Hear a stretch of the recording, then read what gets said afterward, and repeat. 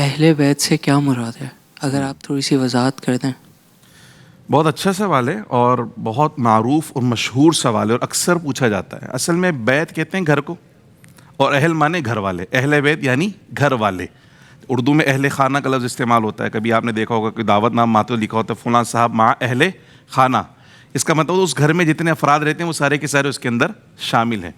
تو اسی طرح پیارے آقا صلی اللہ علیہ وسلم کے جو خاندان کے افراد ہیں انہیں اہل بیت کہا جاتا ہے.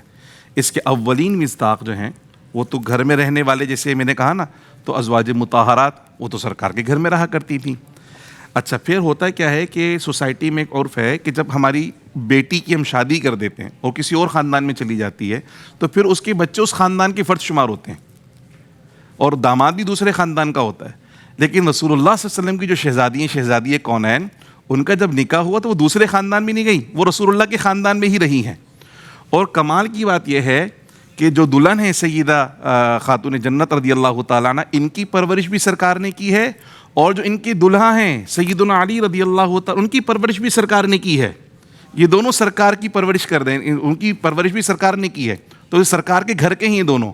اور پھر جو ان کی اولاد ہے انہیں سرکار نے اپنی اولاد قرار دیا ہے.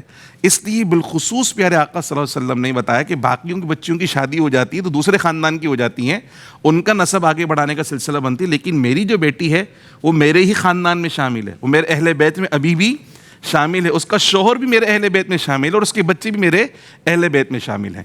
تو یہ پیارے آقا صلی اللہ علیہ وسلم کے جو خاندان کے افراد ہیں جو آپ کے گھر میں رہا کرتے تھے، جو آپ کے نسب جن کے ساتھ تعلق، اسی طرح سرکار کی دیگر شہزادی ہیں، وہ ساری کی ساری جو ہے وہ اس کے اندر شامل ہیں.